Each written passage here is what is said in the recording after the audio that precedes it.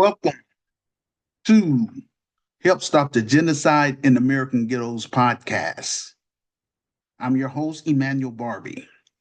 I am the founder, president, and CEO of GRCAM, the Grassroots Community Activist Movement. On this platform, we discuss authentic urban news across the diaspora and what's happening also in Africa.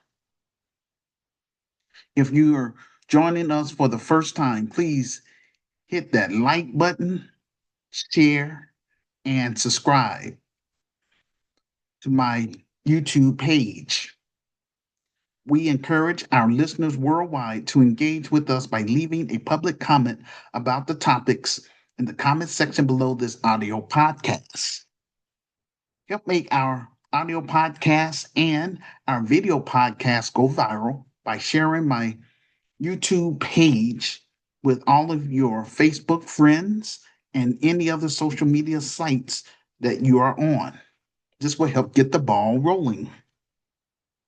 Disclaimer: this content is for educational and informational purposes only.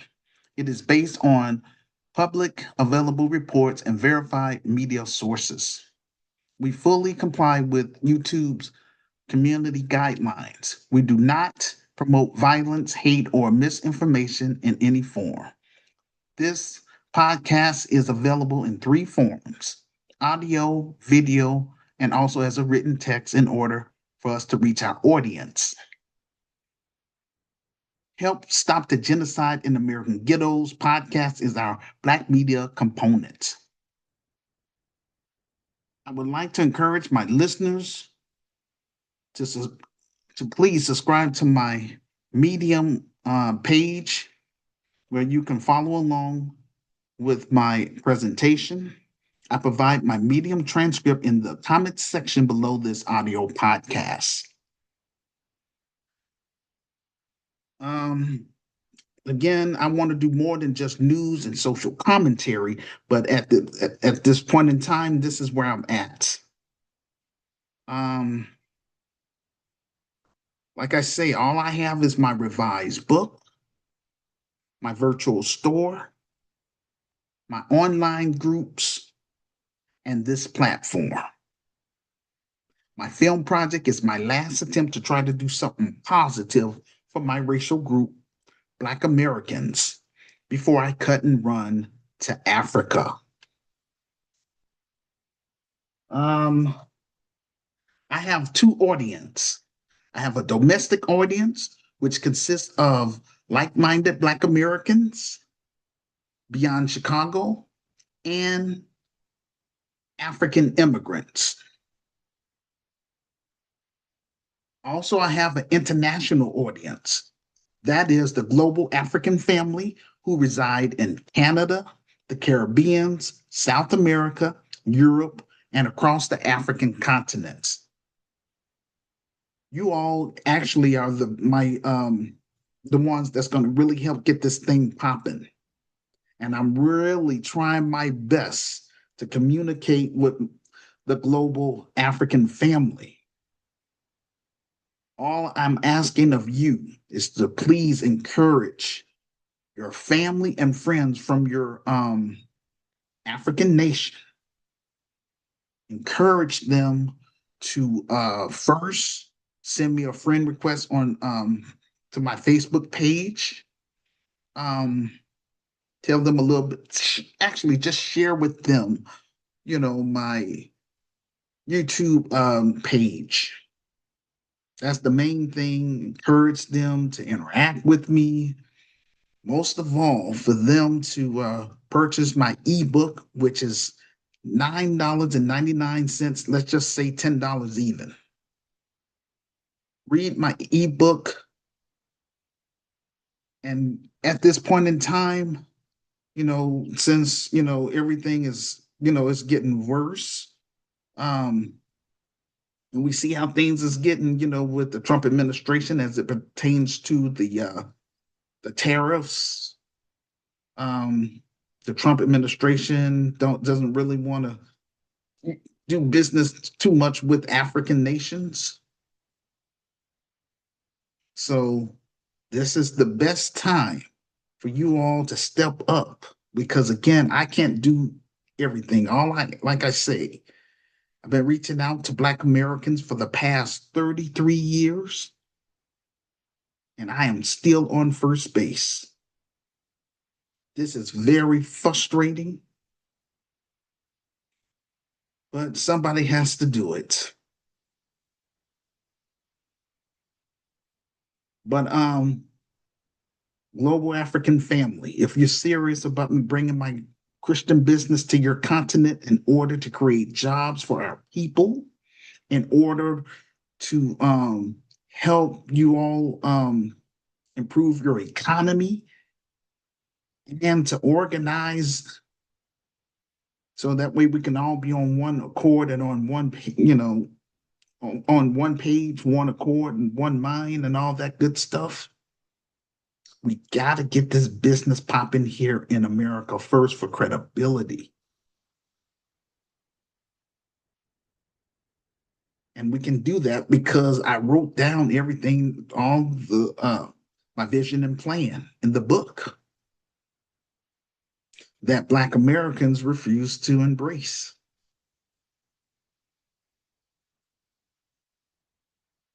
But we're going to get through this. And um, I want my management team in place so that way we can go ahead and do this film project. Once I have my management team in place, then we can move even faster. But I'm trying to generate capital so that way I can be in a position to hire people. All I have is just a business title. Been holding down this business title and paying out of pocket since 2010. It's very frustrating trying to create a business, yet I don't have support for this business, which is to help Black Americans. Starting here in the city of Chicago. But let me go on. Um, and so without financial support, then without financial support from the Black grassroots and the global African family, then I am unable to do my God-given assignment, which is to create the best African American business within the United States of America. That's all I'm trying to do. We are failing our children, failing our community, and that's a shame. But all I can say, have to keep it a buck. The white man is not stopping Black Americans from buying my revised book. The white man is not stopping Black Americans from donating to my film project. The white man is not stopping Black Americans from buying items from my virtual store. That's a personal choice. That's Willie Lynch in real time, ladies and gentlemen. Upcoming events. Thursday, October 30th, we have guest speaker Pastor Ruth from Zambia. Please mark your calendar for our next monthly virtual interactive conference, which will be Saturday, October 25th, 2025. Join us in this virtual interactive conference. Everyone on my Facebook page, everyone in my social groups. Although we don't have a physical building at this time, we are using this technology to broadcast what we're trying to do in Black Chicago and beyond.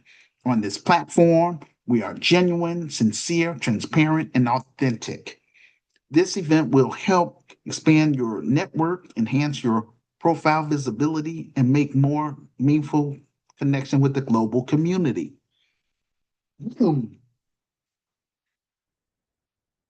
So the theme, quote, understanding global white supremacy and what your CAM members can do about it. Where Zoom live time, 2 p.m. American Central Time, 3 p.m. Canadian Time, 8 p.m. West African Time, 9 p.m.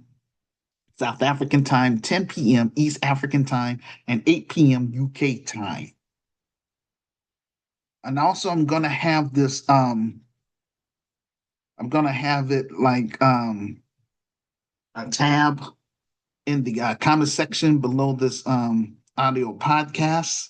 So it's gonna be in the comment section, so that way you all can see this for the rest of the month.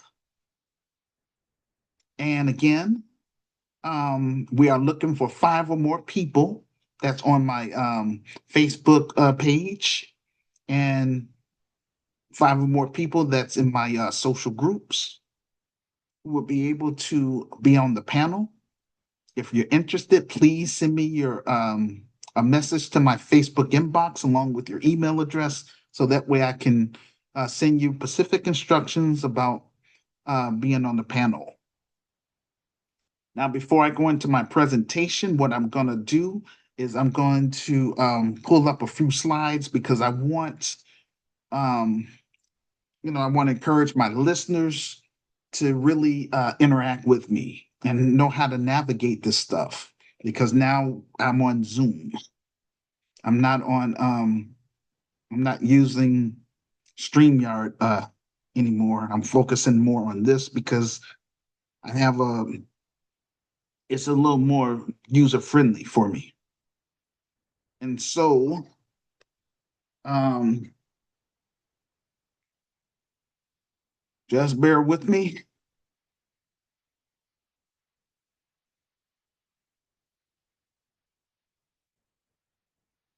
First, we're going to pull up.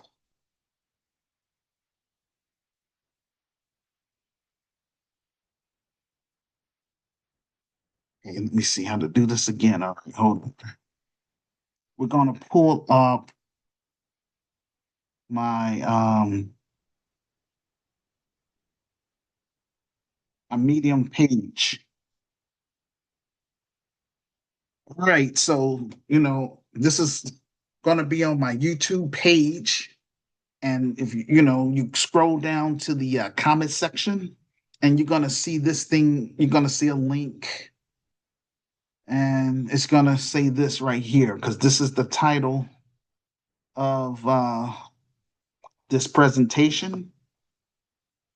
Title of this presentation is called 21st Century Lynchings of Black Americans. ICE raid seems like the crack epidemic all over again, and operating, let's see how to pronounce the doula.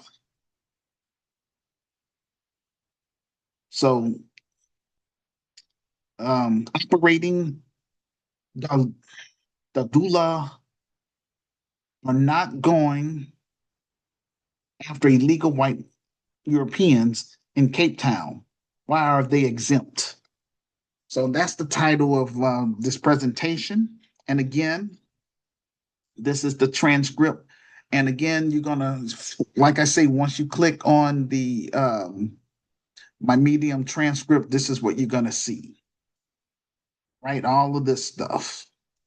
And so what you do is, you're just gonna scroll all the way down to the end of this presentation, and that's where you're gonna see, my different sources, starting with show and prove.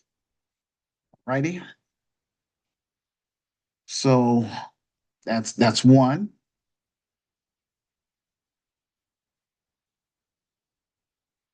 Okay. And here's my second screen that I would like to share with you all. It's Substack. I like this one because it's more, to me, it's just a little more user friendly. Okay. So y'all can be friends with me on there as well. But the Medium page, I appreciate it if you follow me on there, subscribe, and it's free to do that. But that way you can, for those of you that like to read, you can read, my speech word for word. And you can look at my sources. I come with my receipts, because everything I do, I try to make sure that I'm not half stepping, that I'm putting everything out the best of my ability without shame. Yes, I read my speeches, and some people say, "Oh, you sound monotone." I don't care, long as I get that message out loud and clear. And I want to stay 10 toes down, on my square, because this is real.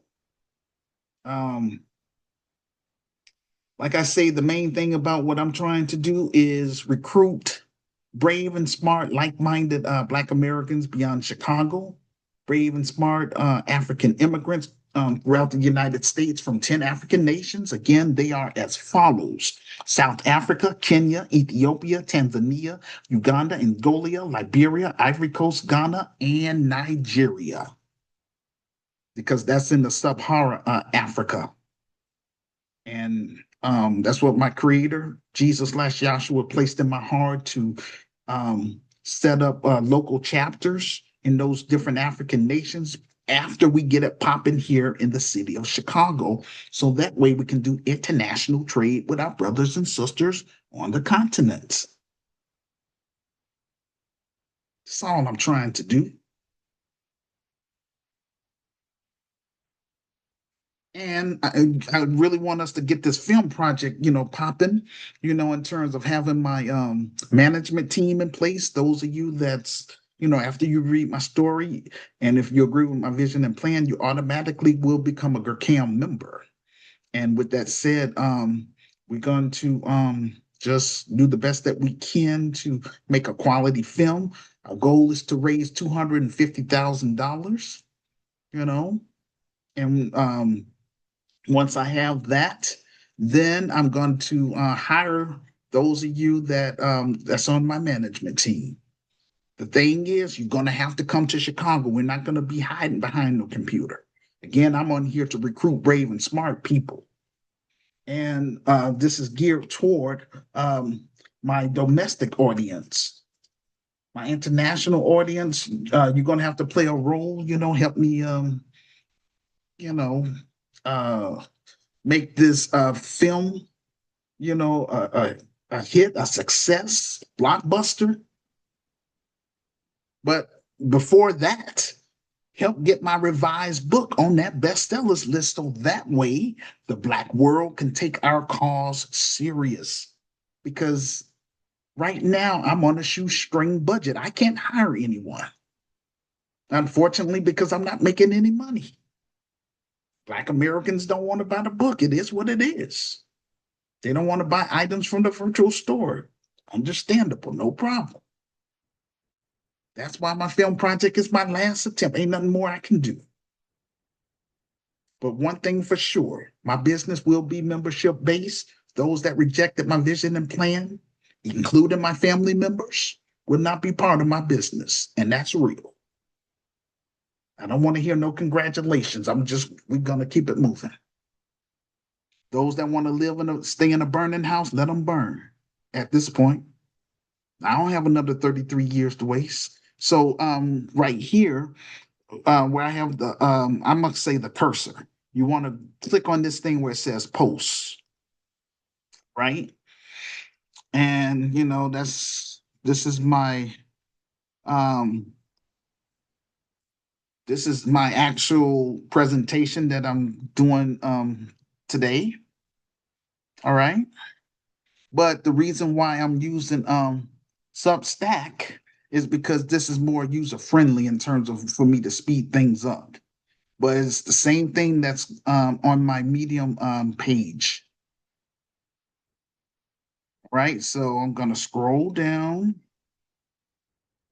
because I want you all to see some videos that's going to be important um, during this presentation. And again, yes, this is a lot of material, but hey, like I say, I don't like to have stealth. I like to come prepared. When I get online, I'm not about all that drama. Over here, we're drama free. I only want to connect with people that's on that want to do real business. Now, this is what we're going to be talking about. So I need you all to watch this video first if you want to be on my panel. And the name of the video is called Racism, Hatred, and Terror, the global network of right wing extremists. And it says the threat posed by white supremacy. So, that's what we're going to talk about, ladies and gentlemen. I'm talking about during my virtual conference on October 25th. So, but like I said, I'd like for you to look at the video first, and then if you want to be on here, yes, you're gonna have to prefer that you get on. If you're camera shy, at least let me see you on camera first. You know what I'm saying? So that way, I make sure that you're not a troll, that you're not some person on here just trying to, start confusion. We ain't with that. So I need to see you on camera first, and then you can be on the panel. So basically, I want to screen my panelists, right? Um, and then yes, you can come on here. You could just cover up your camera, and then with you can just do it audio. Okay, and again, here where I say show and prove, these are like my cited sources and all that stuff, right? And we're going to be talking about the drug war and all that stuff, and the crack era. And again, some of you that's, let's say, just only on Spotify. Spotify has the YouTube icon. You click on that, and then this is how you can get to my YouTube page. And then you scroll down to the comment section, and then that's where you'll see all this information. You'll go and you would look for my Medium transcript, and then all this stuff will pop up once you click on the link and you scroll down to show and prove. But those of you that's on the African continent, I understand in terms of like bundles and stuff like that, that's expensive for you. So I'm mindful. So you don't have to click on the videos, but at least you can be able to physically see them. I would say just don't click on it, but at least you'll have access to it. That's all I'm saying. But anyhow, I'm just scrolling down. These are the things that we're going to be touching on today in my presentation. These are my sources.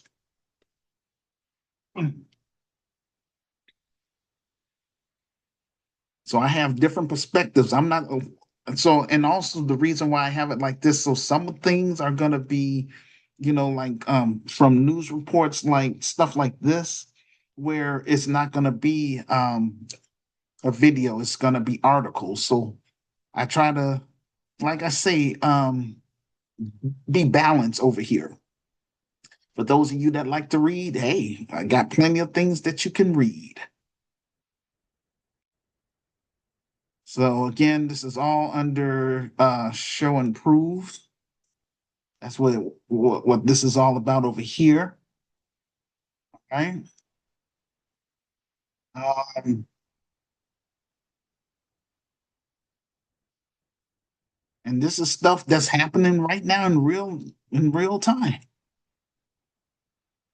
Not something that happened 20 years ago. This is all real.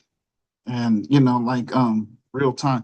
And so like my African immigrant friends and Afro Caribbean friends, look at this video right here. How black people are treated here in America, treated like third, fourth class citizens. It's just ridiculous. But like I say, I just want to, before I cut and run from here, I just want to establish a credible business, so I can replicate it when I come to the continent. That's all.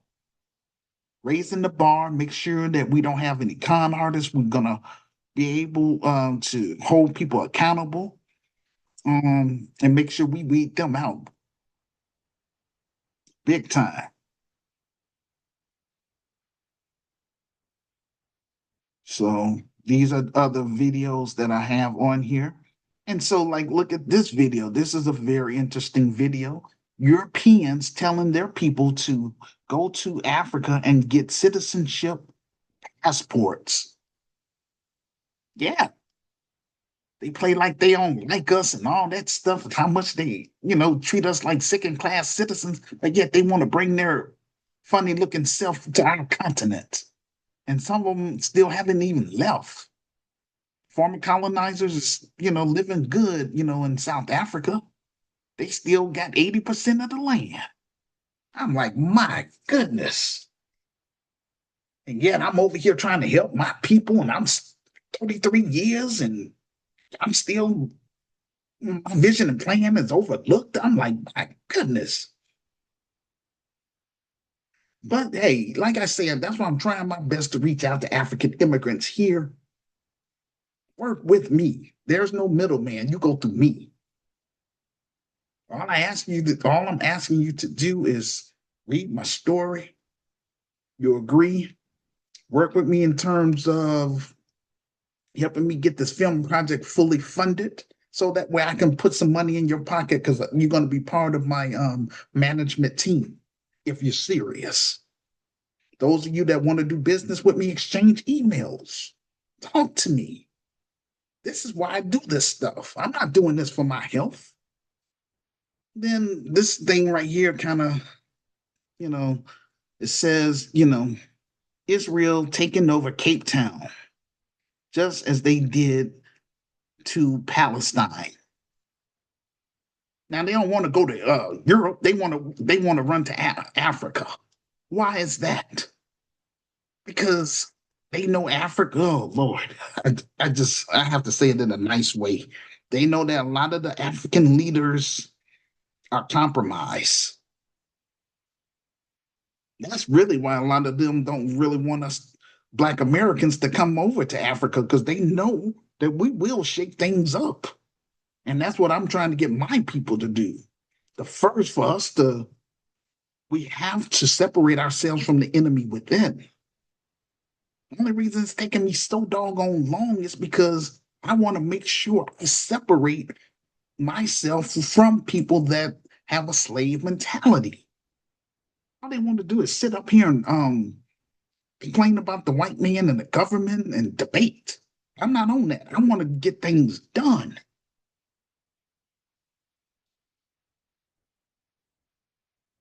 That's why CAM, I need people to consider being GRCAM members, because it's going to be GRCAM members that's going to help build the Grassroots Community Activist Institute of Chicago. That's the solution. But we have to build it, own it, and control it. So, but hey, y'all, this is what we're dealing with, this kind of stuff here. And look at this. This is just ridiculous. A Nigerian student was pushed from the fifth floor in India. I believe he survived, but yeah, he got a lot of fractured bones. Now, that's not cool. And those East Indians, they walking around, like they belong in Africa. Other places, I know they're in Kenya, South Africa. In Ghana. They don't want us to treat them like that, but yet that's how they treat us. That's not right. So that's how come I'm saying African, my native Africans. I'm trying to get this business popping in America first, so I can come over there. Create jobs for those of you that's going to be GRCAM members. Help organize you. We make quality films and just do everything. I'm going to be able to be in a better position financially to put money in your pocket so you can feed your families. But what makes us different than, I'm gonna say, Pan-Africanism is that I want Gracam to be part of the heart of, let's say over here in America, the heart of the African American community, so we can be an economic base. That means bringing in money and resources to the community, building an alliance with African immigrants, and for both Black Americans to heal from that slave mentality, and for African immigrants to heal from that colonized mindset. Both of us will be equally treated, mutual respect, respect each other's cultures, learn how to do business together. This is what I'm called to do. Work with Black families that want more out of life, give them affordable child care through this business. I'm sitting up here begging the white man for anything, but we are going to demand our reparations, because over here we're descendants of American slaves slash freedmen. That's what I am. And I want to give back to my community, which is the African American community, and I want to build an alliance with the African immigrant community so both communities can work together and we can replicate the business to the African continent. That's all I've been trying to do for the past 33 years. And I don't want to be doing this another 33 years. I want to get this business up and running.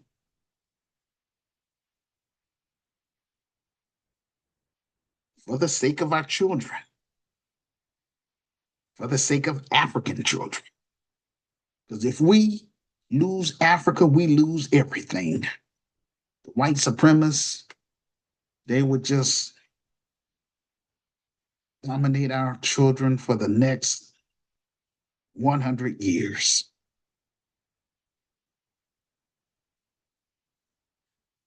All right, ladies and gentlemen, let me go on ahead and get into my presentation.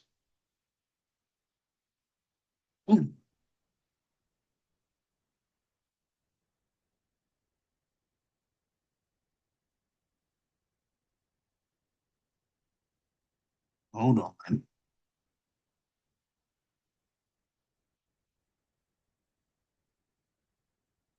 Okay, again, the title of this presentation, 21st Century Lynching of Black Americans. ICE raid seems like the crack epidemic all over again. Operation the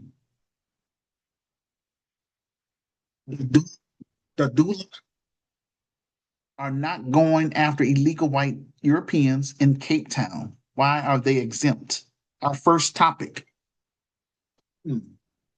21st century lynchings of Black Americans. We have a lot to cover today. We're going to begin with the case of Kyran Lacey. He was a young Black American college football player who was a wide receiver for the Louisiana Raging Cajuns and LSU Tigers.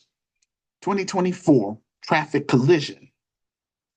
On January 10th, 2025, Louisiana State Police issued an arrest warrant for Lacey. He was accused of speeding and illegally passing people on Louisiana Highway 20 and causing a head-on car crash that killed a 78-year-old passenger on December 17th, 2024. Lacey reportedly fled the scene without calling authorities or emergency services. Lacey was arrested on January 12th after he agreed with law enforcement to turn himself in. He was released on the same day on a $151,000 bail and charged with neglect, homicide, felony hit and run with death, and reckless operation of a vehicle by the Parish Sheriff Office in October 2025. Lacey attorney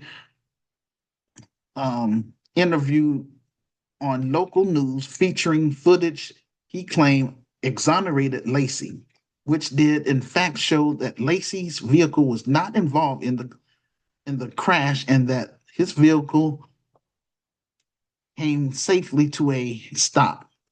Following this, more records, including additional videos, were released. The attorney's office maintained the position that Lacey's vehicle caused the chain of events that led to the fatal crash, even though it did not collide with another vehicle, and that they had been prepared to move forward with the case. On April 12, 2025, 2 days before a scheduled grand jury hearing related to the December 2024 car crash, Lacey got into a verbal argument with a family member and fired a gun into the ground before he fled the scene.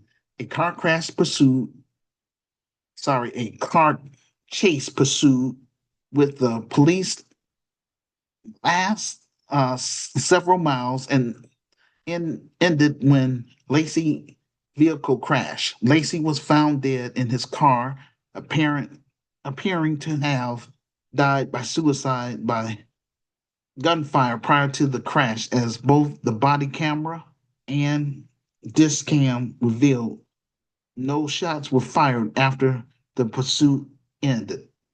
He was falsely arrested for a fatal car incident that he had nothing to do with. He was very stressed out and ended up taking his own life. Today's audio podcast, we're going to be talking about the 21st century lynchings of Black Americans. There's a crusade here in the United States of America to lynch Black people in order to terrorize us once again. There's a reason for it. This case has been all over Twitter, TikTok, and other social media sites now for a while. There's a new video out. Louisiana State Police was trying to pin the accident on him, but according to the new video footage, he had nothing to do with the accident.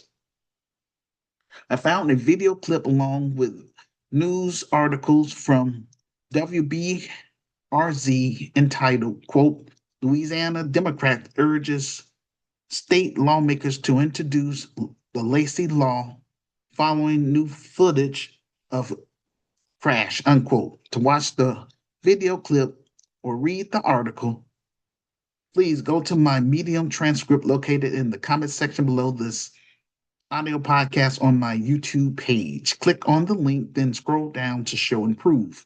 And so I already showed you all how to do all that. So, you can do that if you like. Louisiana has a long history of being corrupt and racist. The white population would rather have a state that is poor and full of white supremacists dominated than a state that is equally flourishing with all racial groups equally. And as a result, this is the reason why many young Black Americans relocate out of Louisiana once they become of age.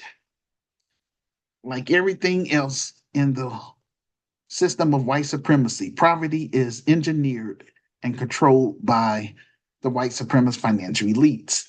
The white supremacist financial elites have to do that because they are not in the business of running a state. They're in the business of perpetuating white supremacy. What is white supremacy? White supremacy is the belief that white people constitute a superior race and should therefore dominate society, typically to the exclusion or detriment of other racial and ethnic groups, usually Black people. But they try to dominate other groups as well, but those other groups fall in line. But, through systematic racism, white supremacy operates through institutions such as arts and entertainment, economics, education, government, healthcare, housing, media, and religion. Nobody wants to talk about these issues. That's why I created this platform to speak publicly about Black issues and African issues so that collectively we can do something about it as GRCAM members. Remember I remember a case which took place in Louisiana some years back about Representative Pinky C. Wilkerson. To read more about her case, just go to my Medium transcript located in the comment section below this audio podcast on my YouTube page. Click on the link, then scroll down to show and prove. She was killed by a drunk driver. A Black representative was killed by a drunk driver in the state of Louisiana. They arrested the guy. They claimed to be tough on crime. This happened 25 years ago. Yet, um, they let the guy go. And to add insult to injury, this person had been arrested before for drunk driving. I just wanted you all to know that. Many of these laws have double standard when it comes to Black Americans. What can we do about it? If Black Americans and African immigrants refuse to join the grassroots community activist movement, then our children and our community will continue to suffer, and it's going to get even worse. Mark my words. You can be a member of the so called state government, and yet that can happen to you or your loved ones. You don't have to believe me. Just look at the case for yourself. All these things that they're charging um, Karan Lacey with. The Nazis learned Nazism from white America, and America learned how to perfect white supremacy from the state of Louisiana. I read an article from Black Enterprise magazine entitled, quote, Kaepernick funded autopsy report finds Trey Reed didn't die by suicide. Family attorney Ben Crump hasn't confirmed, unquote. To read the full article, just go to my Medium transcript located in the comments section below this audio podcast. Uh, on my YouTube page, click on the link, then scroll down to show and prove.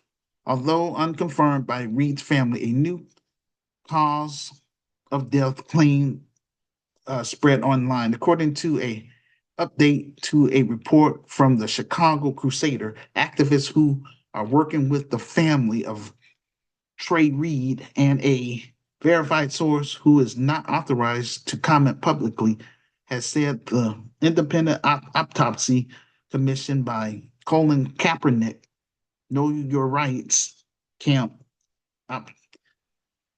autopsy initiative, which has not been released to the public, will confirm what Black Americans already distinctively knew. Reed did not die by suicide, as the Cleveland, Mississippi Police Department alleged. After Reed's family and civil rights attorney Benjamin Crump challenged the initial ruling that the Delta State University student died by suicide on September 15th and demanded transparency in a thought investigation, in a thorough investigation, I mean. Colin Kaepernick organization stepped in to fund an independent autopsy to uncover the truth. Some of the initial commentaries, and rumors about his death amplified on social media connected his death with the death of a white homeless man whose death was also ruled a suicide. As they noted, the Southern Poverty Law Center found that there have been at least 8 suspected hangings of Black men and teenagers in Mississippi since 2000. And like Reed's case, local authorities have ruled that these deaths were self-inflicted. Yet, yeah, so a bunch of Black Americans have been lynching themselves. In the dirty South, we had white Americans showing pictures of white mobs watching Black Americans hang on trees, given the historic context of lynching in the state of Mississippi and other southern states. I'm reading all of this for a reason. So have patience, listeners. Part of the reason for the rampant speculations and conspiracy theories is traced back to a podcast. As Terry Wilson, the founder of the Idaho chapter of the Black Lives Matter, a grassroots chapter, told the Crusader, quote, the response from Black Americans is rooted in a shared historical memory and context, unquote. This sophistication machinery of racial terror is just a fascist strategy that relies on overwhelming force from multiple directions, including misinformation, intimidation, and threats. I think we're witnessing a coordinated campaign of disappearance, lynchings, and state sanctioned killings that targets Black and Indigenous communities. Those of you who may be new to Help Stop the Genocide in American Ghettos podcast, may or maybe you have not been following me for the past 3 decades, allow me to drop some science on you. Family, it's been 12 years since Trayvon Martin, which erupted into Black Americans' consciousness. We were on the case long before Black Lives Matter become a protest slogan. I have listeners who don't know what the protocol is because you remember the problem. We started to notice some of these Black families saw these murders as an opportunity to get paid. I made it my official policy decades ago not to support the payday crowd.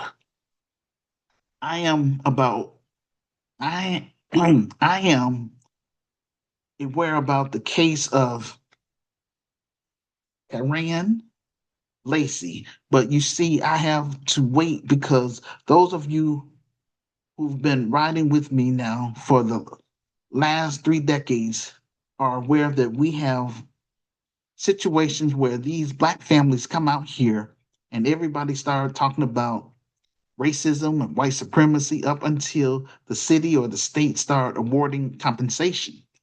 Then all of a sudden they start talking about forgiveness, and those road cops continue to stay on the job. All right, everybody, everything is fine now. You can all go home. Over here, we said we're not doing that anymore. If I don't hear the family demand head rolls and the road cops involved get arrested and sentenced, then I'm not going to talk about it. And some people in this internet age just want to keep up with the latest trends. I don't chase trends. I stand on my square. I chase justice. I need to see how the family is going to move before I say anything. Black Americans failed George Floyd. He was lynched in broad daylight in a Black neighborhood. No one intervened. No one called 911.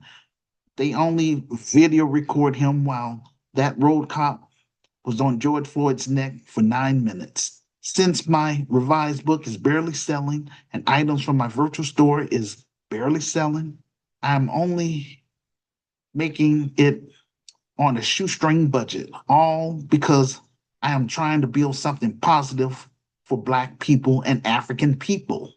I'm not getting pushback from white America. I'm getting pushback from Black America. And that's the whole ironic thing about this. This is ridiculous. It's unacceptable. And this is how come my business is going to be membership based. We're going to vet everybody. That's that come through our doors. Because, I mean, our people are suffering. It's just ridiculous that I'm still on first base. If you don't support your advocates, then you won't have any advocates. As I have said many times before, at this stage of the game, Black America have two choices: either embrace annihilation or embrace survival. I'm only working with your CAM members who want to survive in America before I cut and run to Africa. Lacey attorney Matt Uri sat down with HTV10 and revealed conflicting records and video evidence suggesting Lacey was wrongfully accused of chasing causing the crash that killed 78-year-old Herman Hall in 2024. Police charged Lacey with negligence homicide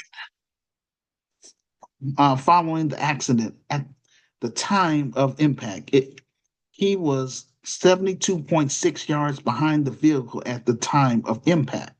He were behind the vehicles. So for those of you who want to watch the video clip entitled, quote, Louisiana Democrats urge state lawmakers to introduce the Lacey Law following new footage of crash, unquote. Just go to my Medium transcript located in the comments section below this audio podcast on my YouTube page.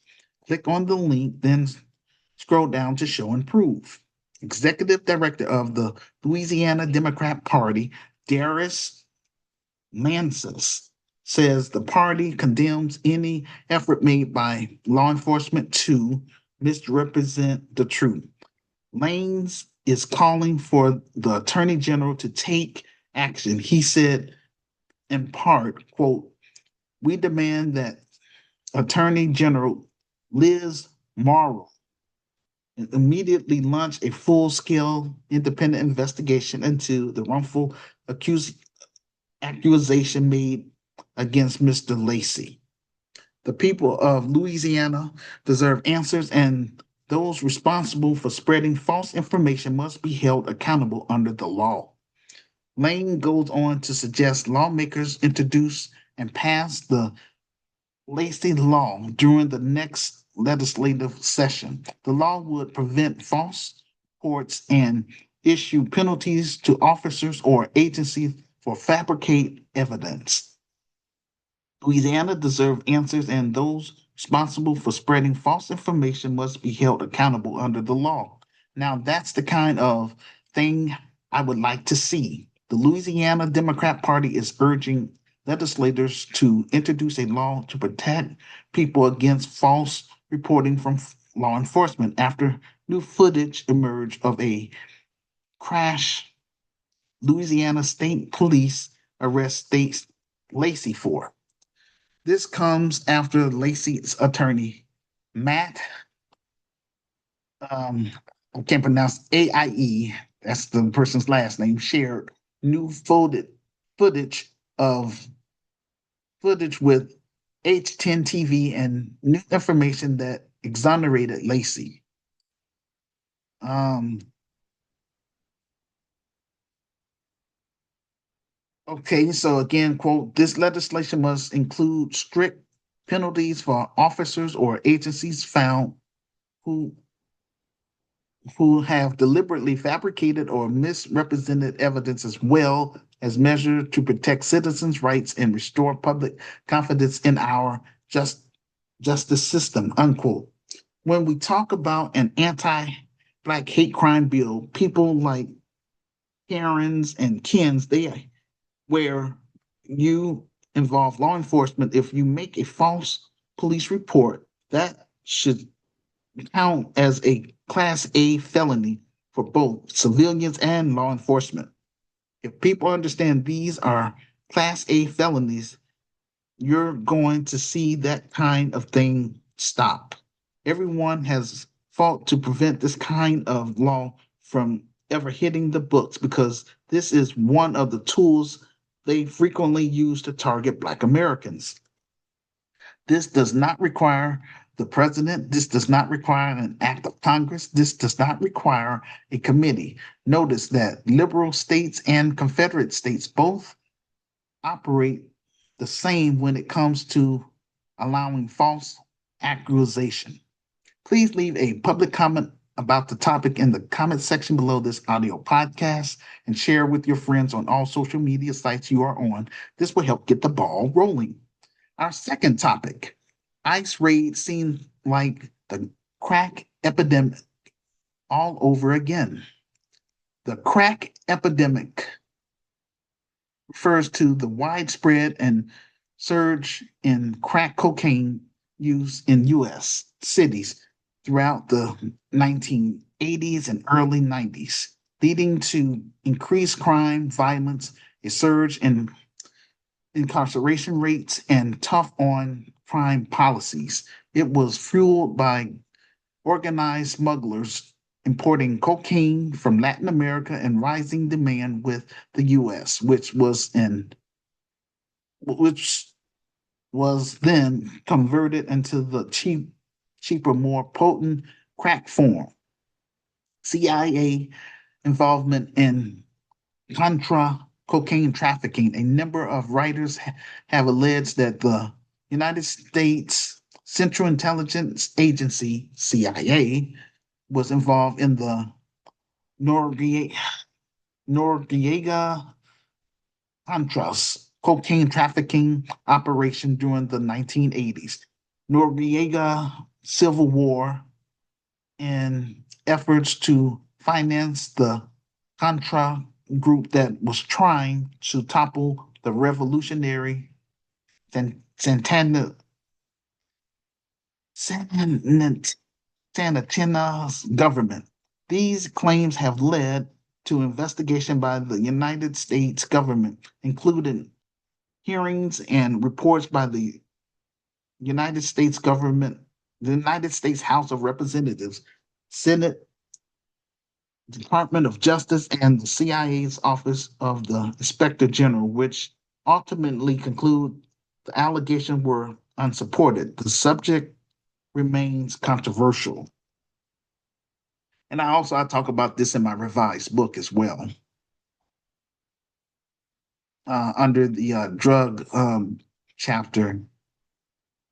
A 1986 investigation by a subcommittee of the Senate Foreign Relations Committee, quote, the Kerry Committee, found that, quote, the Contra drugs links included, unquote, among other connections, payments to drug traffickers by the U.S.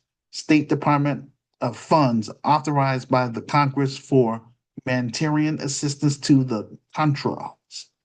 In some cases, after the traffickers had been indicted by federal law enforcement agencies on drug charges in other, while traffickers were under active investigations by the same agencies. The charges of CIA involvement in Contra cocaine trafficking were revived in 1996 when a newspaper series by reporter Gary Webb in the San Jose, I guess same San Jose Mercy News claimed that the trafficking had played an important role in the creation of the crack cocaine drug problem in the United States. Webb's series led to 3 federal investigations, all of which conclude there was no evidence of a conspiracy by CIA officials or its employees to bring drugs into the United States.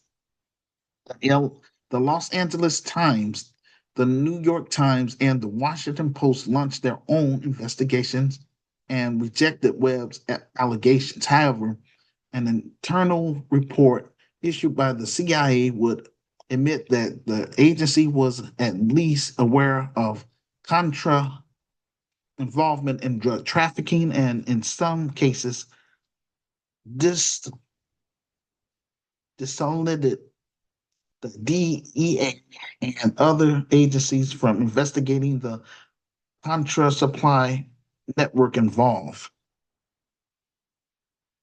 On Monday, October 6, 2025, Mayor Brandon Johnson signed an executive order to protect illegal immigrants. Chicago Mayor Brandon Johnson's executive order prohibits ICE and other federal agents from using city property for immigration enforcement and provide protection for private property, refusing access to those agencies. Meanwhile, the National Guards have arrived in Illinois and will be headed to Chicago. These Democratic politicians are about to get exposed over all of this spending on illegal immigrants. When the Trump administration revealed how much money was stolen and how many properties the Democrats took from us, I want to see what you all have to say about that. The, Demo- the Brandon Johnson administration are worried about the outcome because they had a part in laundering all this money. They use American tax dollars to help pay for non citizens. The Democrats never would have thought that President Donald Trump would have gotten a second term, but he did because of their arrogance. I remember back during the 1980s, law enforcement used to kick down our doors, terrorize the African American community, and no one did nothing about it. Now, all of a sudden, everyone wants to act surprised when the same playbook gets used on illegal immigrants. Black Americans from the 70s, 80s, and 90s experienced this playbook before. What we're seeing unfold with the ICE raids is nothing new. It's not a shock and awe. It's a remix, a repackaging. The same oppressive tactics that were weaponized against Black American families during the crack epidemic are now being deployed, this time with a different target, but the same ruthless efficiency. If you're just now getting uncomfortable with government overreach, welcome to the life of Black Americans who have been living through this for the past 400 years. The 1980s and 90s were just about crack destroying our community. It also destroyed our families. As I explained in my revised book, the white supremacist financial elites took an L during the civil rights era. They decided to allow our Black middle class and upper class population to move out of the inner cities, in the inner city ghettos, into the white suburbs to make it um, integrated while making the Black ghettos vulnerable. They flooded the ghetto with drugs, guns, and liquor stores, which I call perfect genocide of a people, both physical genocide and political genocide. They used law enforcement to for justification to suspend constitutional rights for an entire demographic. For example, we're talking about no knock warrants executed at 3 p.m., crashing through doors, flash flashbang grenades thrown into Black people's homes and apartments where children slept. Families forced to lie down on floors while their homes were torn apart. All of this happening to many residents who had nothing to do with any illegal street drugs. Between 1980 and 2000, SWAT teams deployments increased by 1,400%. These weren't being used for hostage situation or active shooter scenarios. They were being used for routine drug searches in Black neighborhoods. Families would wake up to the sound of their doors being kicked in while disoriented and terrified, only to discover that officers had the wrong address, the wrong person, or were acting on a tip from an informant. Fourth Amendment which supposedly protects against unreasonable searches and seizures, became meaningless paper in Black neighborhoods. Officers would get warrants based on flimmy informant tips, mistaken addresses, or outright lies. Innocent Black families had their doors kicked in, their children traumatized, their properties destroyed, their pets were sometimes killed during these raids. When it turned out to be the wrong house or the wrong family, there was no accountability, no apology adequate enough to repair a 7-year-old who watched armed agents point weapons at their parents. No compensation that could restore the sense of safety in your own home. For example, um,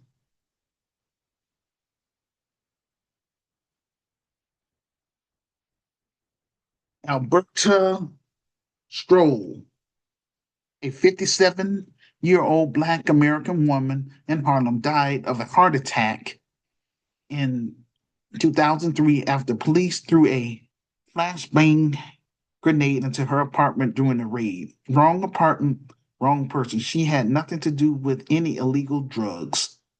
Catherine Johnston, a 92-year-old Black American woman in Atlanta who was shot and killed in her own home during a botched raid in 2006. Officers lied to get a warrant.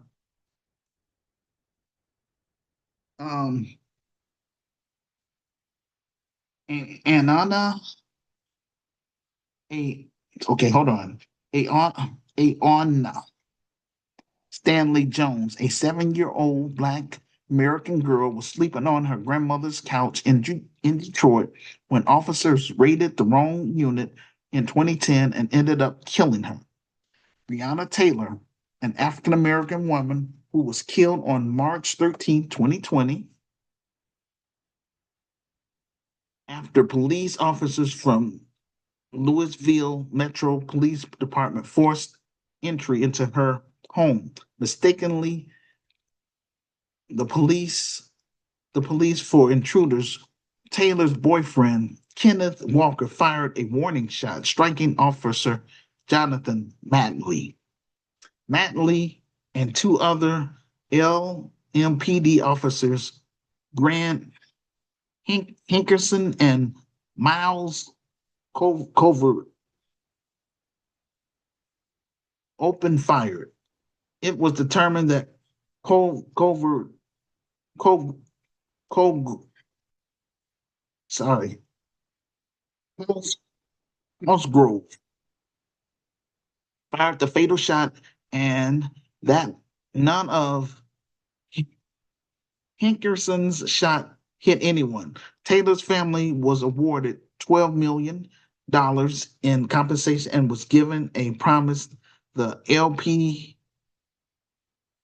the LMPD would reform its practice. The killing of Taylor by police officers and the initial lack of charges against the LMPD officers involved sparked numerous protests with supporters adapting the motto "Say Her Name." These protests against police brutality and racism were concurrent with the ongoing Black Lives Matter movement across the United States. The civil unrest was exacerbated when the grand jury chose not to indict Manley or Cosgrove, the officer who killed Taylor. Prosecutors said their use of force was justified as Walker fired first. Some juries accused Attorney General Daniel Cameron for covering up what happened. On November 1st, 2024, a federal jury found Brad Hinkerson guilty of depriving Taylor of her civil rights for using excessive force. On July 21st, 2025, he was sentenced to 2 years in prison as well as 3 years of supervised release. Armor Lock. Okay, Omer Locke, a 22-year-old African American male, was fatally shot on February 2nd, 2022 by SWAT officers. Mark Heenan of the Minnesota Police Department inside an apartment Minneapolis, in Minneapolis, Minnesota, where police were executing a no-knock warrant search warrant in a homicide investigation. The officers involved shooting was reviewed by the Office of Minnesota Attorney General Kenneth Elson and the Minnesota Bureau of Criminal Apprehension. Ellison declined to file criminal charges against the officer who shot Locke in a report released on April 6, 2022. Several protests were held in reaction to the shooting. Minneapolis Mayor Jacob Fry imposed a mono, posed a moratorium,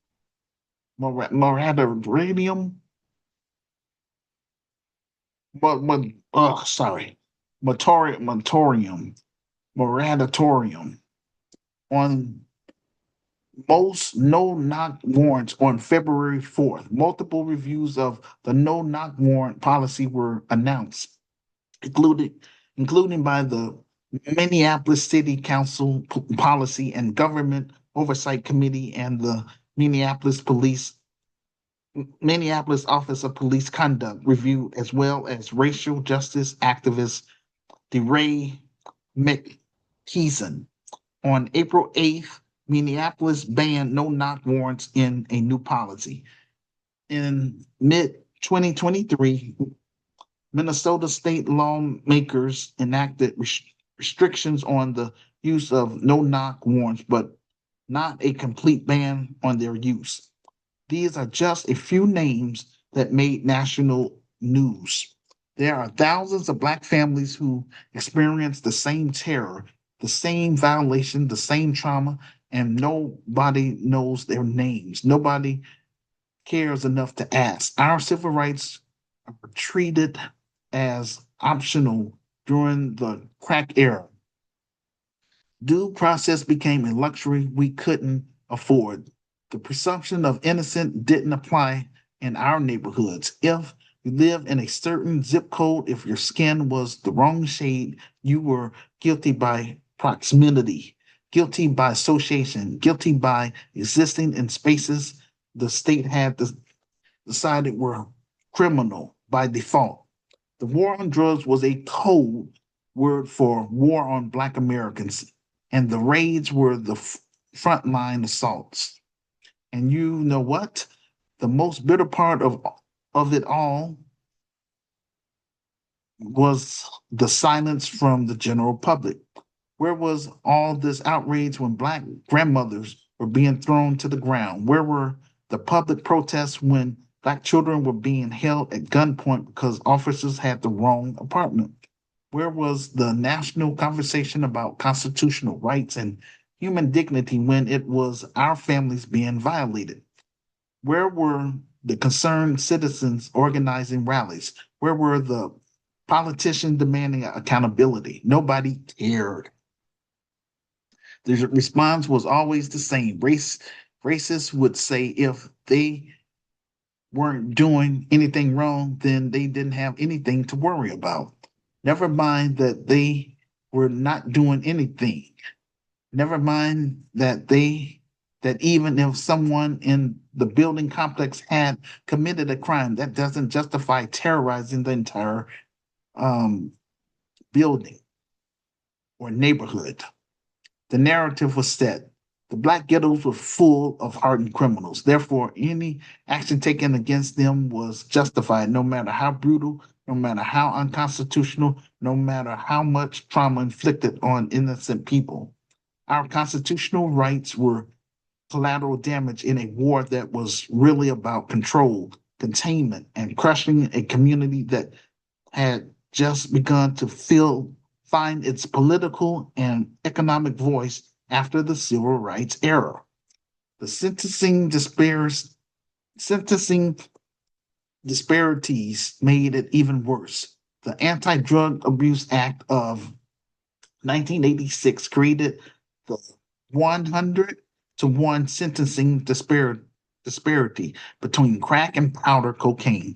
You need 500 grams of powder cocaine to trigger a 5-year mandatory minimum, but only 5 grams of crack.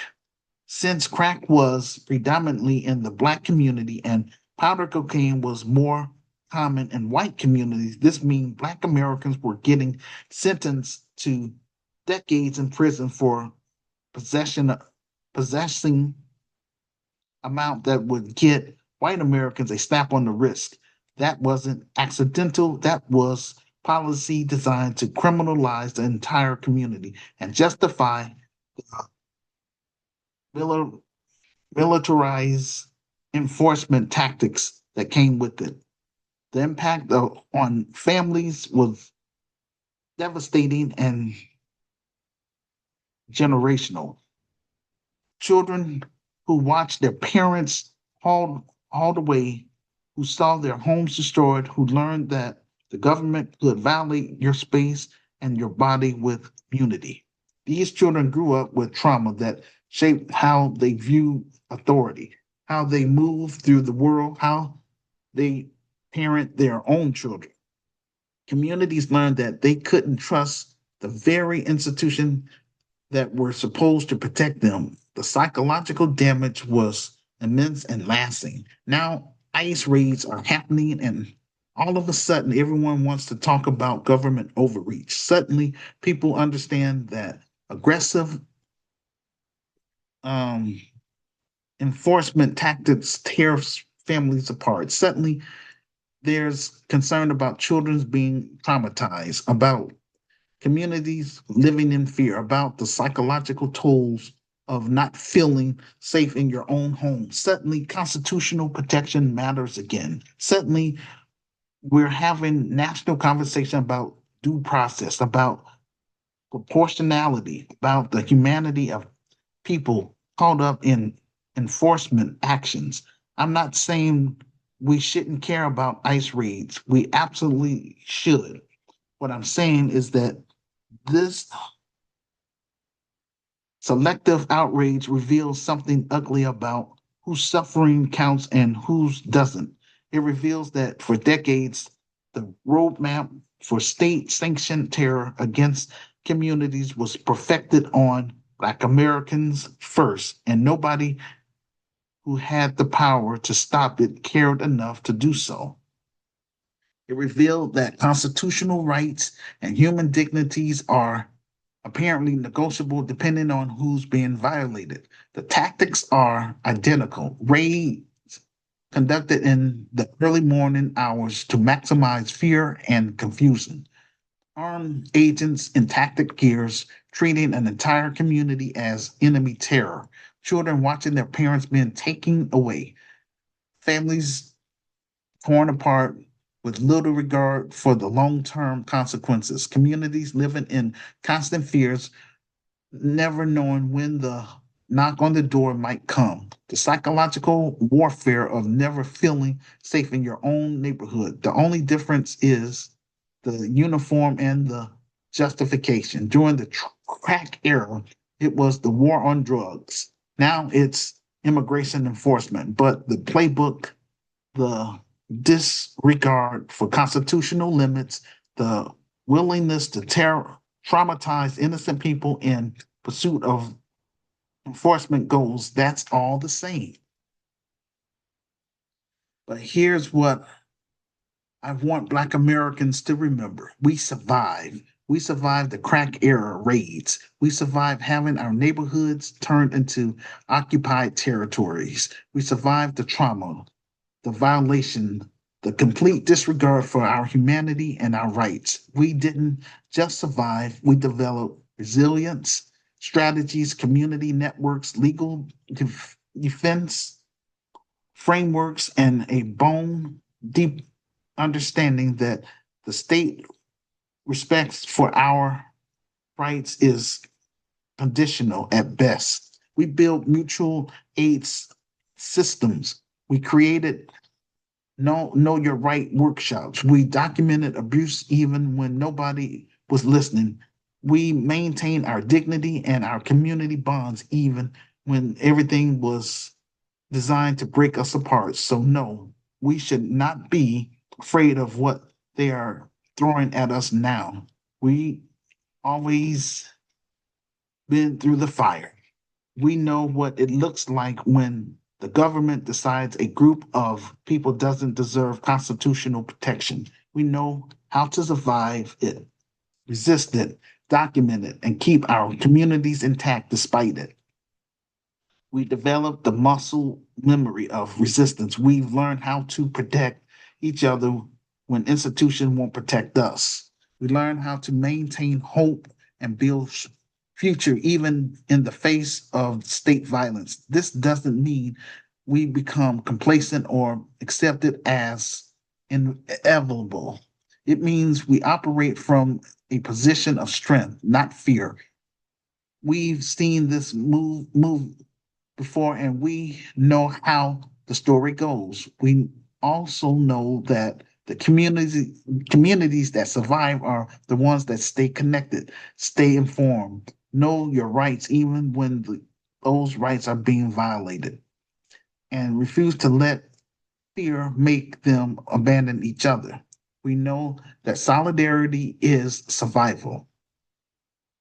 We know that documentation is resistance. We know that maintaining our humanity in the face of dehumanization is victory. The ice raids should concern every American because they represent the same disregard for constitutional limits that we experience. But Black Americans don't need to be taught this lesson. We already paid tuition in trauma, in violent in violated homes, in children growing up, in children who grew up thinking police raids were normal, and fathers and mothers who spent decades in prison for minor offenses in communities that were systematically destabilized. What we need is for the rest of the country to recognize that the oppression that we're just now noticing has been standard operation procedure in our communities for generations. And we need them to understand that when they remain silent during our suffering, that they help normalize the very tactics they now find horrifying. They help build the infrastructure of constitutional disregard that can now be pointed at anyone the state deems undesirable. Every time someone said Black communities deserve what they got, every time someone justified the raids and the terror and the trauma, they were laying the groundwork for these same tactics to be used more broadly. Oppression is never contained, it always expands. The tool of suppression that gets normalized against one group will eventually be used against another. We will survive this too, not because we're superhuman, but because we had to develop survival skills that other communities haven't needed. We had to learn how to maintain dignity when the state denies your humanity. We had to learn how to protect our children. We teach them the harsh realities of how power operates. We had to learn that our safety comes from each other, not from institutions that view us as problems. We um, we had to manage rather than citizens be protected. We had to learn that resilience isn't just about endurance, it's about building systems of care and resistance that allow us to not just survive, but to thrive despite everything thrown at us. So, yes, ice raids are just a remix of crack era raids, same contempt for constitutional rights, same willingness to traumatize families, same selective enforcement that targets entire communities rather than actual criminals, same silence from people who could speak up but chose comfort over justice. The difference is now more people are paying attention because now it affects communities that thought they were safe from this kind of treatment. Now it's impacting people who believe that constitutional protection were real and permanent rather than conditional and re- revocable. Black Americans know better. We've never been safe from it. And that's knowledge, painful as it is also our power. We're not afraid because we've already survived the worst they could throw at us. And we're still here, still strong, still building, still thriving, despite everything designed to break us. We've seen the full machinery of state oppression directed at our communities. We didn't disappear, we didn't break, we adapted, resisted, and built futures anyway. That's not just survival, that's victory. And that's the message I want us to carry forward. We've been through worse, we've survived worse. We will continue to survive whatever comes next because we built that strength through decades of having to resist, endure, and overcome. So, no, we're not afraid. We're prepared. We're resilient, and we're still here. Now, you know about ICE. Let's talk about ICE here for a minute. Black Americans are not worried about ICE because we can't be deported. That's what it is. ICE is there to deport immigrants. Yes, ICE is doing some horrible tactics, but we cannot be deported. So we don't have that issue to worry about. And once again, I'm proud of Black Americans for not getting in the middle of all this protesting. I'm proud because the moment we go out there, then there's going to be an insurrection order, which means we will be under martial law. It's not our responsibility to save America. We did enough. America owes us our reparations. Let's keep it a book. You cannot come to nobody's country illegally. I'm not going to defend illegal immigrants, just like what's happening in South Africa. They're trying to deal with illegal immigration. You can't come to somebody's country, overstay your visa, and then when they pull up on you, um, pull up on you about it, you're like they're wrong for doing that. You have no respect the laws of every you have to respect the laws of every nation you go to. You need to come through the door the right way. You get your visa. Also, the Bible teaches us to follow the law of the land. And only times you don't follow the law of the land unless it's against God's moral law. The scriptures teach us that we need to obey the governed authorities. God is not going to agree with you breaking laws. Go through the proper process to stay. Please leave a public comment about the comment in the comment section below this audio podcast and share with your friends on all social media sites you are on. This will help get the ball rolling.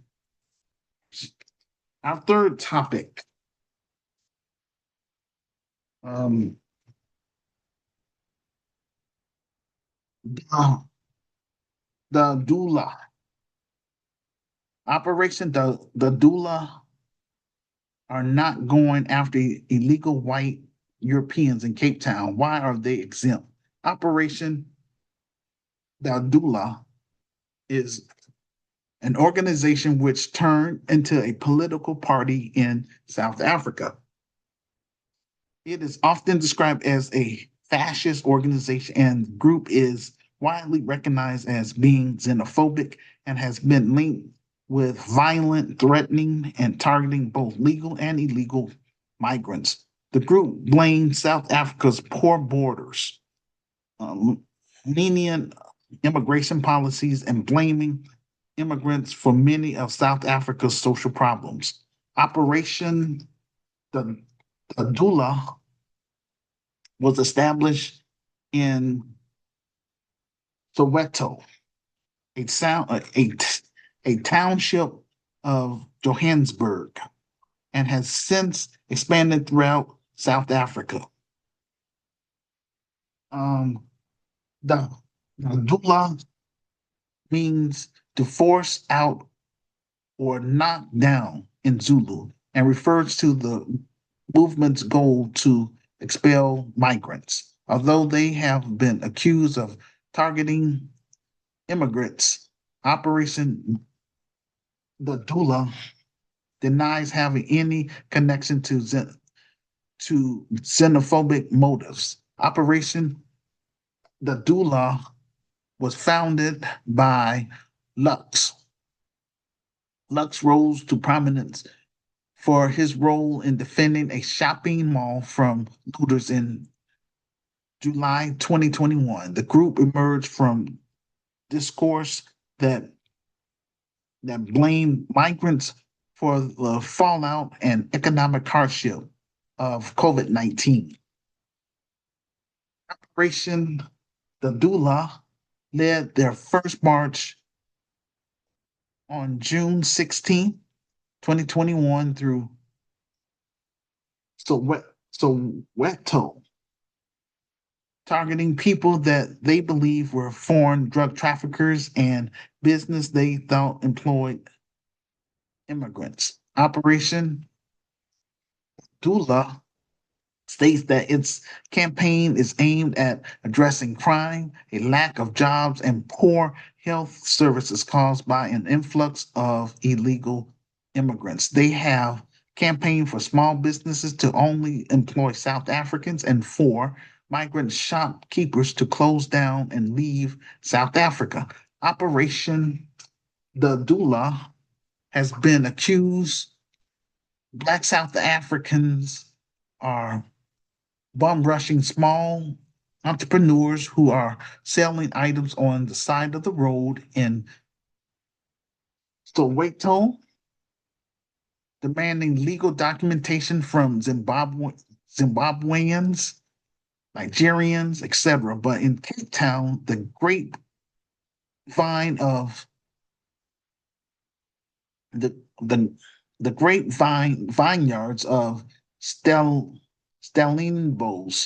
the hospitals in the southern suburbs, all of a sudden, Operation the Dula is nowhere to be seen. Why? Let me be clear. This is not about defending illegal immigration. This is about consistency, principle, and the glaring hypocrisy that reveals itself when we examine who operates the Dula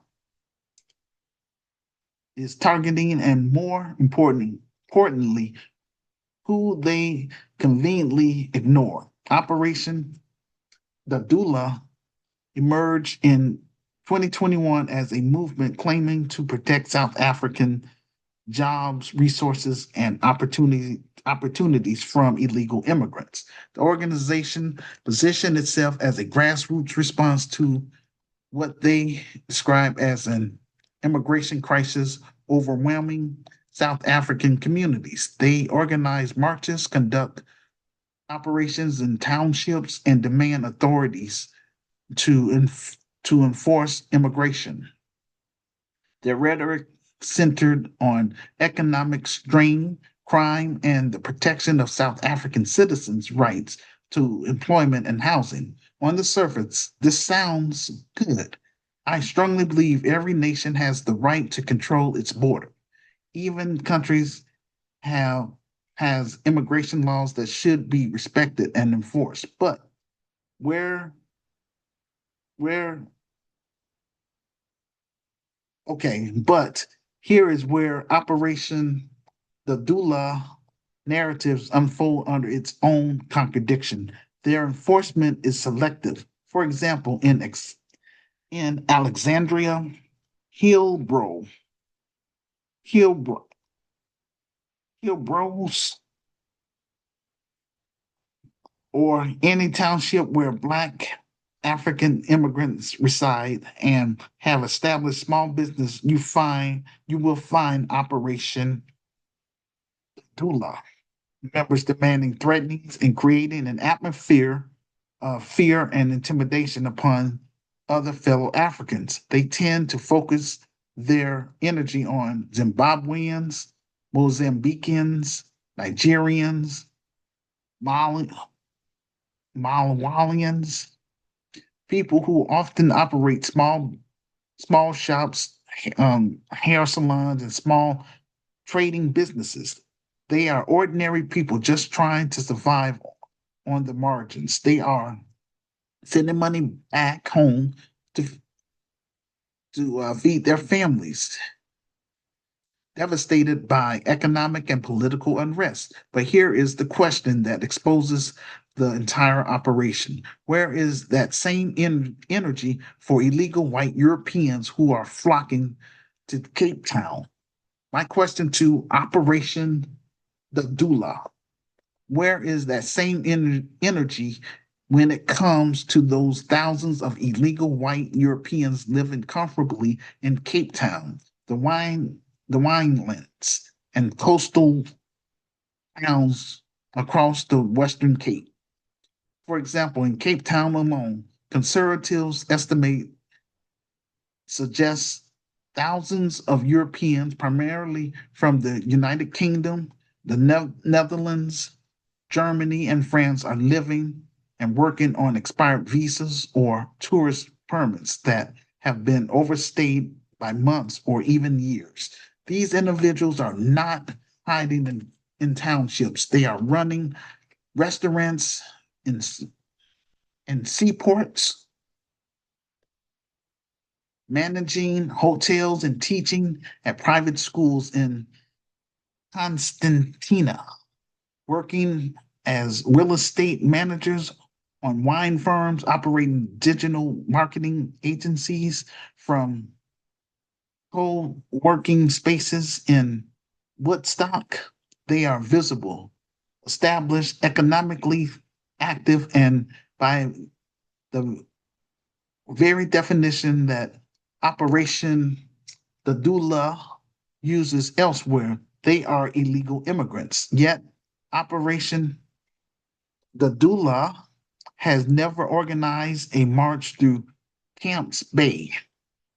They have never set up outside the private hospitals in the southern suburbs demanding to see work permits from European medical staff. They have never gone to the vineyards seeking the papers of the French or the Italian restaurant managers. Why? The answer is uncomfortable, but necessarily. I believe that Operation the Dula is afraid of the former colonizers. That's all that is. They are afraid to confront white illegal European immigrants with the same aggression they display toward Black African immigrants. This fear reveals that their motive is not true about protecting South Africans' resources or enforcing immigration law. It is about maintaining a racial hierarchy that positions Black African immigrants as acceptable targets while white illegal European immigrants remain untouchable. For example, a Zimbabwe, a Zimbabwe, a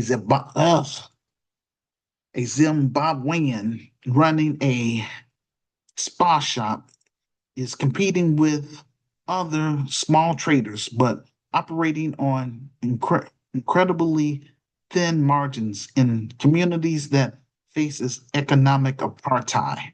Compare that to a British expatriate working illegally as a marketing director in Cape Town, earning a six-figure salary, renting luxury accommodations, participating in an economy that Black South Africans are systematically excluded from by historical inequality and ongoing structural racism. Tell me, which group is taking more from South Africans? Which one is occupying space that a qualified South African could fill? The hospital is the most obvious example of these hypocrisies. Private hospitals in Cape Town employ doctors, nurses, and medical administrations from Europe and other parts of the world. Some are legal and many are illegal. Many operate in gray areas with expired permits or work on tourist visas. Where is Operation the Doula? Demanding these institutions verify papers. Where is Operation the Doula? Demanding these institution verifications. Why are they not standing outside demanding that every European staff member produce documentation providing their legal rights to work?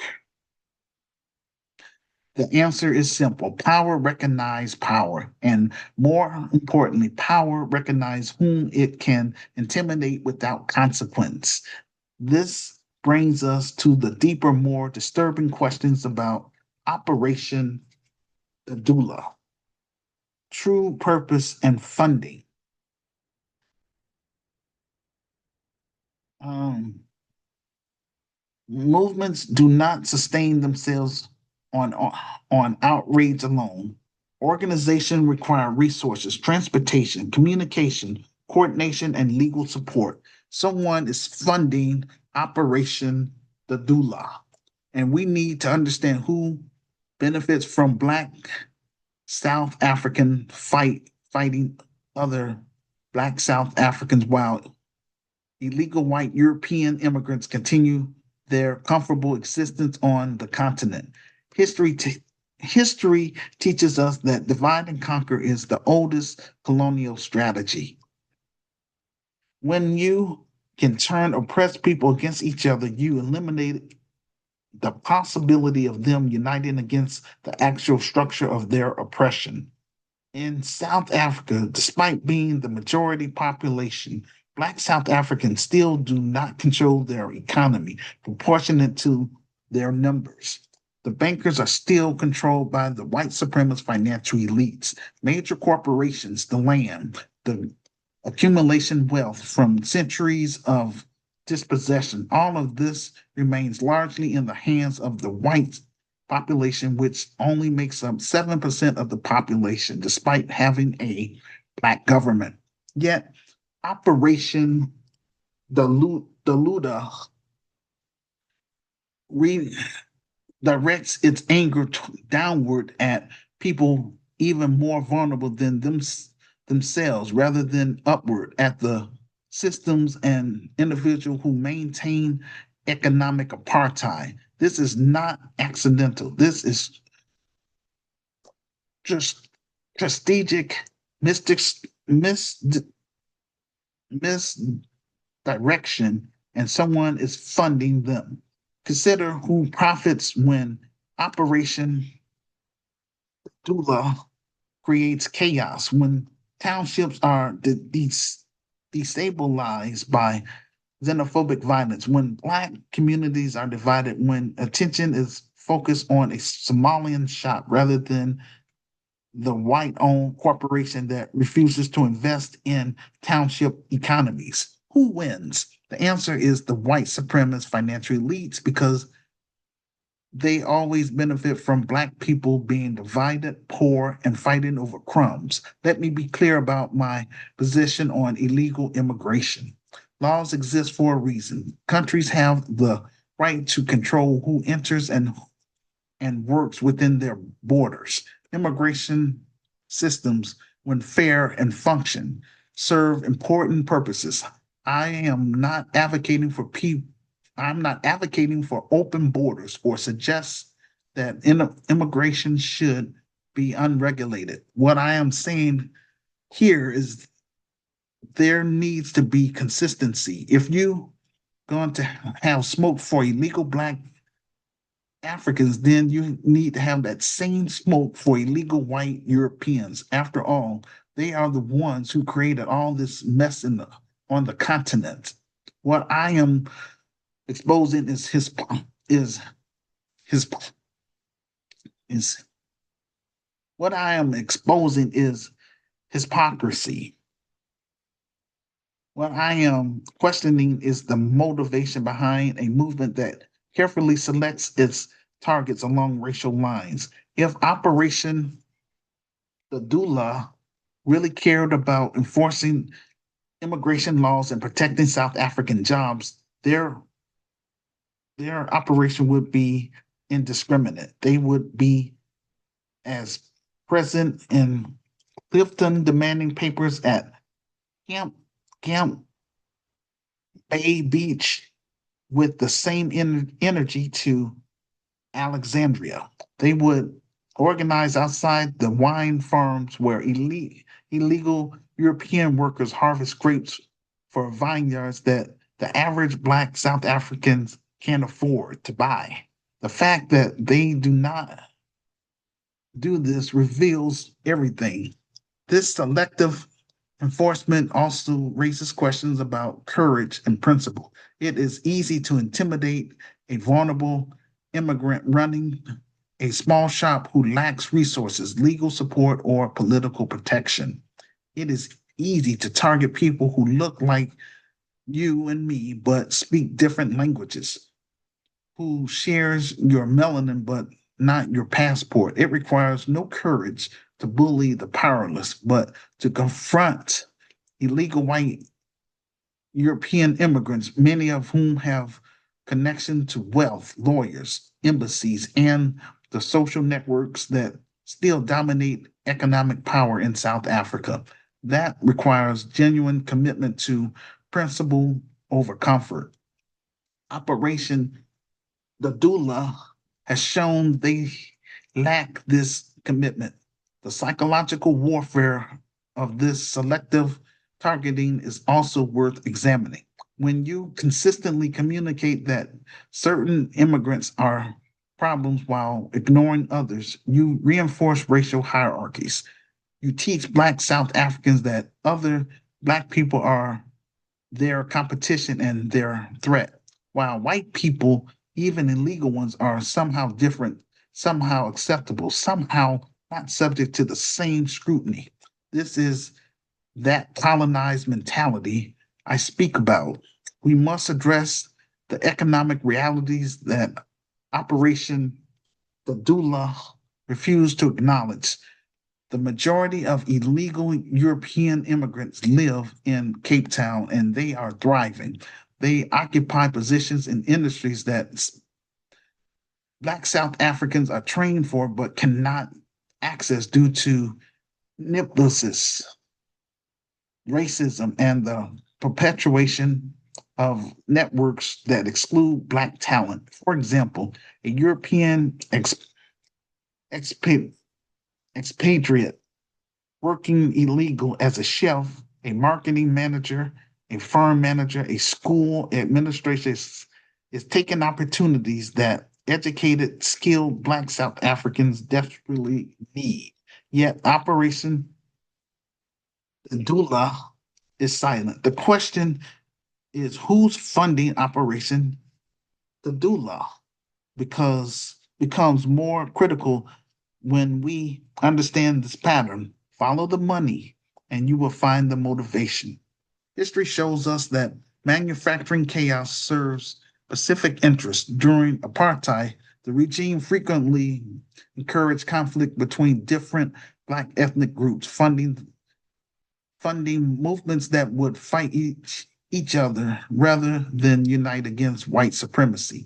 The strategy was effective then and it remains effective now. Operation Doula serves the same function, keeping Black South Africans focused on our differences rather than on systematic inequality that keeps the majority of Africans impoverished. Show me Operation the Doula in Camps Bay, check-in papers, show me marches through Con- Constantina demanding domestic workers verify their immigration status of their European employers. Show me sit ins at private hospitals requiring documentation from every foreign staff member. Show me the same energy directed at illegal white immigrants that we see on video about Black African immigrants. Until then,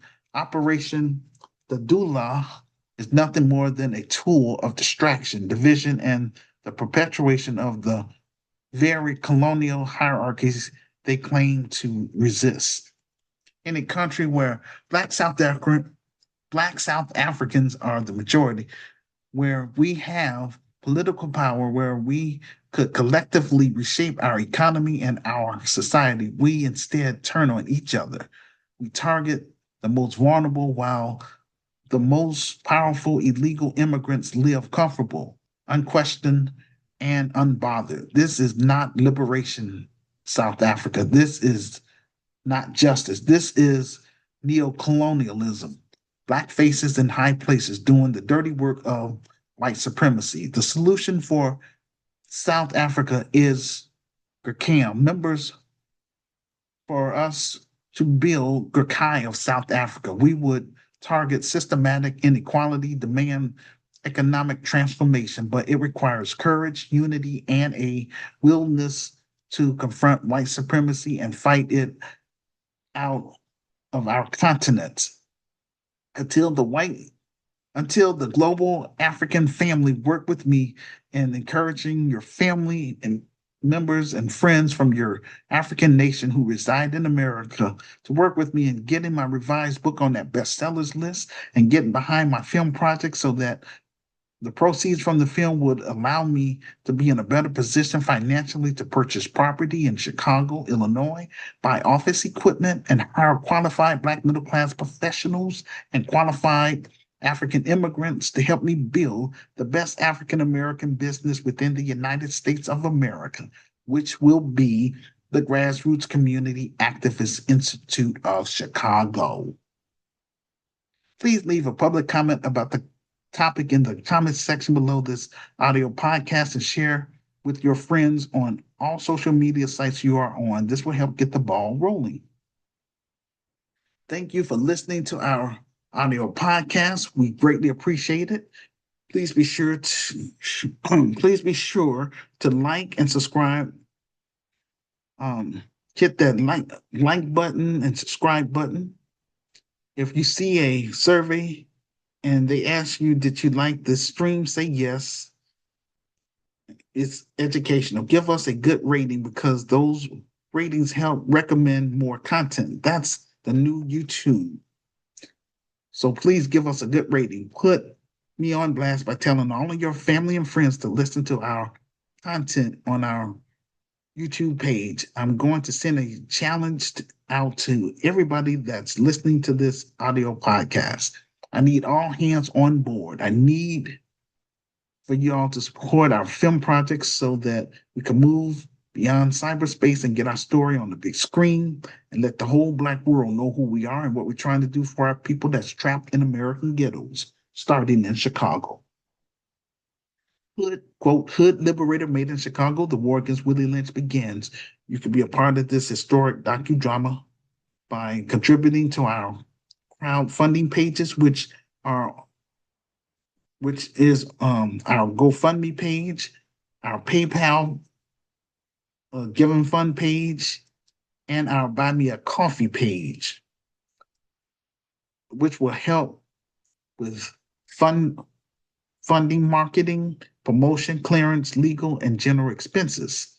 If you are a U.S. citizen, then I recommend that you donate to our PayPal Giving Fund page because you can use that as a tax write-off because this is a legitimate 501c3 nonprofit faith-based community advocacy organization.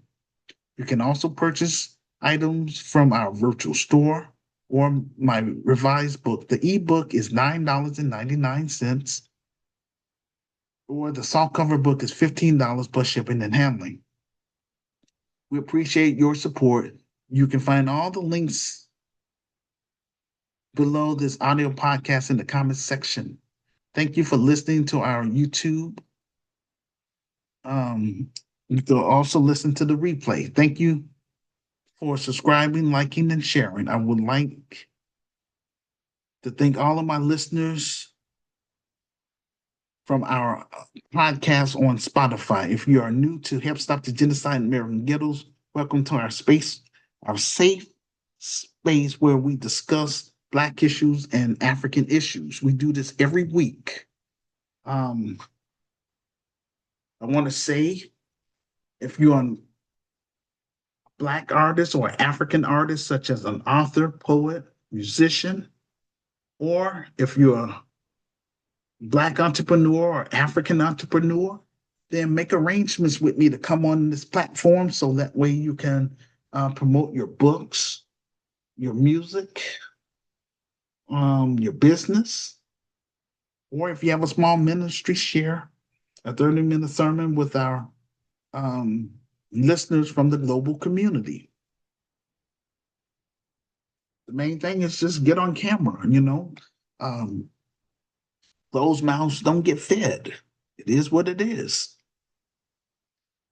So with that being said, this will conclude our audio podcast for today. We will see you on the next episode. And before I leave, again, I'm gonna tag the our next monthly virtual interactive conference on my YouTube page in below this audio podcast in the comment section. So I'm going to have that tag there. I'm going to have it says GRCAM next monthly virtual interactive conference, and it's going to say Saturday, October 25th. It's going to say the time, and it's all the main thing is going to have the link. So those of you that want to be on my panel, watch that video first, take good notes, and then make arrangements with me that you let me know that you want to be on the panel. I want 5 or more people. Again, the whole purpose of my platform is to interact with everybody that's on my friends list. I'm here to recruit brave and smart people. And once I start making money, then what I'm going to do, I'm going to hire you, but specifically those that's here in America. Again, I'm looking for people that's going to help me get this film project fully funded. And once that happens, then we're going to make a quality film. I'm even thinking about push comes to shove, getting that film on maybe on Amazon, because I'm already using Amazon right now for my revised book. So, they do films as well too. So we'll see. But in bottom line, I just want quality people that's going to be on my film project team. We're going to work together. Once I've raised that 250,000, and you're going to have to come to Chicago. I want to meet people face to face. I'm looking for seasoned filmmakers. We just do the best that we can, and we'll work out something that, push comes to shove with Amazon. But we've got to first raise that fund first and foremost. You know what I'm saying? All right. With that being said, that's going to conclude our program for today. Peace and blessings. See you on the next one.